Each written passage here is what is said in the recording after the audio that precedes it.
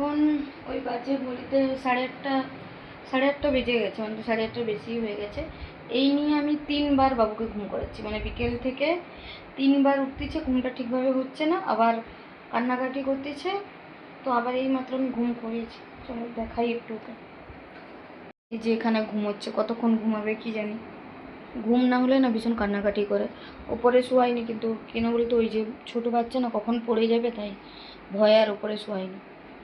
দেরি হচ্ছিলো দেখে না ভাত আর ডিমটা সেদ্ধ করতে আমি বসিয়ে দিয়েছি। তো ঘুমোচ্ছে, কতক্ষণ ঘুমায় দেখা যাক। আর রান্নাটা আমি কিছুটা করি। সকালবেলা এই যে বাবু একটা কাণ্ড ঘটিয়েছে, বেসিনের পাইপটাকে ছিঁড়ে ফেলেছে।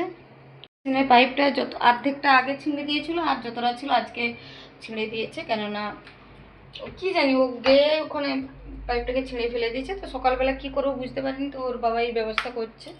এতবেলা বোধ হয় কিছু একটা ব্যবস্থা নেবে ওটার। যাই হোক, আমি রান্নাটা করব। ডিম, আলু আর ওই মিষ্টি আলু থাকে না, ওগুলো সিদ্ধ করতে দিয়েছি। মিষ্টি আলুটা বাবুকে দেবো, আর ভাতটা বসিয়ে দিয়েছি। তো আজকে আমি দেখলাম ফ্রিজে জল নেই, তো আমি সেই জন্য না ফ্রিজে জলটা ভরে রাখছিলাম। এখানে বোতলে জলগুলো ভরে রাখছিলাম। এই কাজটা আমি করি না, এটা তিথির কাজ।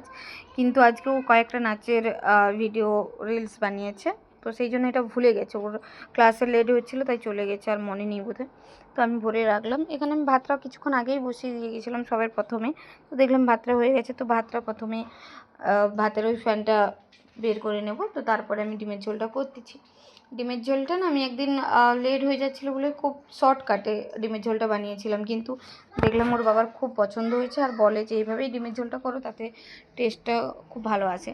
কিছুই নাই, এখানে ধনেপাতা, টমেটো আর রসুন, পেঁয়াজ, আদা এগুলো দিয়ে এগুলোকে কেটে ভালোভাবে ধুয়ে মিক্সারতে ভালোভাবে পিষে নিয়েছি। তো এখানে ডিমটাকে না আমি ভিজিয়ে রেখেছি, সিদ্ধ হয়ে গেছিলো, তাতে তাড়াতাড়ি ছোলা হয়ে যাবে।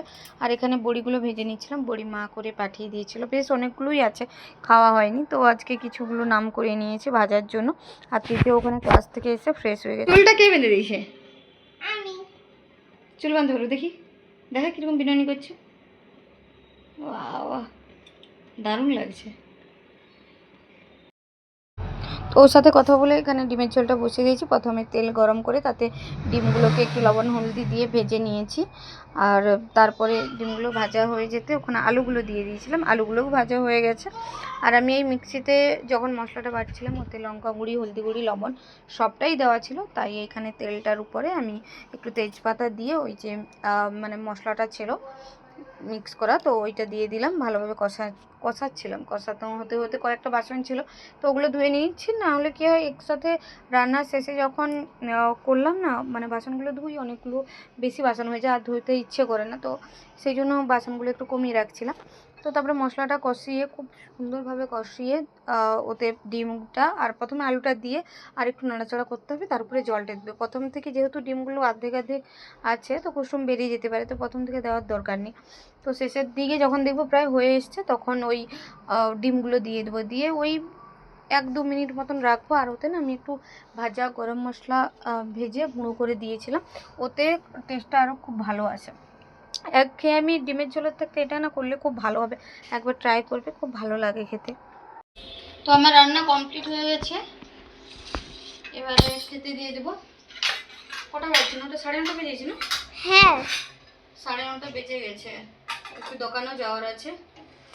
তো সবাইকে গুড নাইট, ভালো থাকবেন, সুস্থ থাকবেন, টাটা, বাই।